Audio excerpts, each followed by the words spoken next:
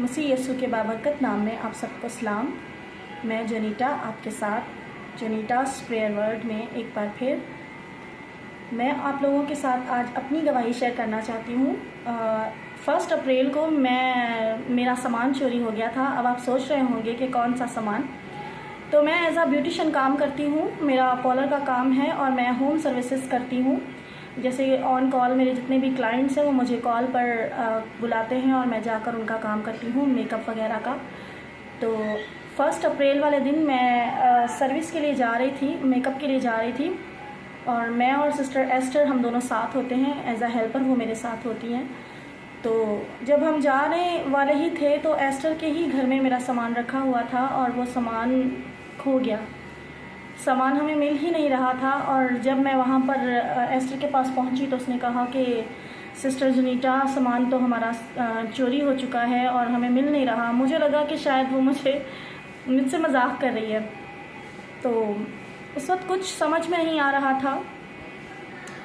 फिर बहुत सोचने के बाद, बहुत रोना धोना और सब चीज़ों के बाद जो है मैंने किसी से कुछ भी नहीं कहा। ना सिस्टर एस्टर कुछ कह रही थी और ना ही मैं कुछ कह पा रही थी। हम दोनों खामोश थे और सोच रहे थे कि हम क्या करें।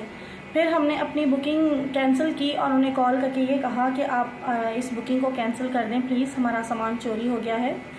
और उन्होंने बात को समझा और हमारी बुकिंग जो है वो उस दिन की बुकिंग जो है वो कैंसिल हुई। बहुत सोचने के बाद हम एक सिस्टर के पास गए जो दुआ गो सिस्टर हैं और खुदावंद उन्हें बहुत इस्तेमाल कर रहे हैं और वो एज अ पास्टर खिदमत कर रही हैं। हम उनके पास दुआ के लिए गए, हमने उनके साथ अपना मसला शेयर किया और बस मैं और एस्टर पूरे रास्ते में भी दुआ ही करते जा रहे थे और जिसने ये सब किया था उसके लिए भी दुआ ही कर रहे थे कि खुदावंद उसे अक्ल और दनाई बख्शे।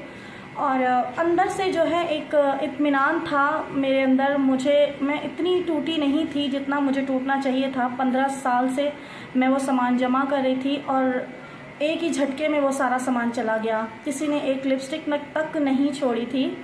और बस ये था कि उस वक्त हम उन सिस्टर के पास गए, पास्टर जो एज अ पास्टर काम कर रही थी, हम उनके पास जब गए तो यकीन करें कि खुदावंद ने मौजज़ाना तौर पर ऐसा काम किया कि मैं सोचती ही रह गई और देखती ही रह गई।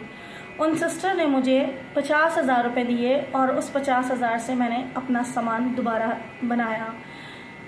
ये जो परेशानी थी वो मेरे दिल में इसीलिए ज़्यादा घर नहीं कर रही थी क्योंकि खुदावंद मेरा इंतज़ाम पहले से करके रख चुका था।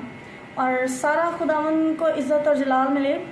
और उन बहन के लिए मैं आज भी बहुत दुआ करती हूँ और खुदावंद उन्हें बहुत बरकत दे। आज तक उन्होंने मुझसे ये कहा कि प्लीज़ सिस्टर मेरा नाम किसी के सामने नहीं लीजिएगा।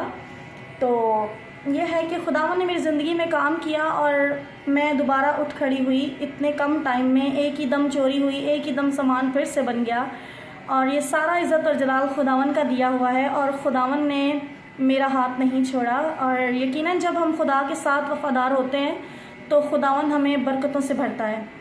और आज लोग हैरान होते हैं कि सिस्टर इतनी जल्दी आप कैसे दोबारा खड़ी हो गई हैं और आपका सारा सामान मशीनों समेत चोरी हो गया था और इतना मतलब परेशानी में आप एकदम से कैसे मैनेज कर पाई।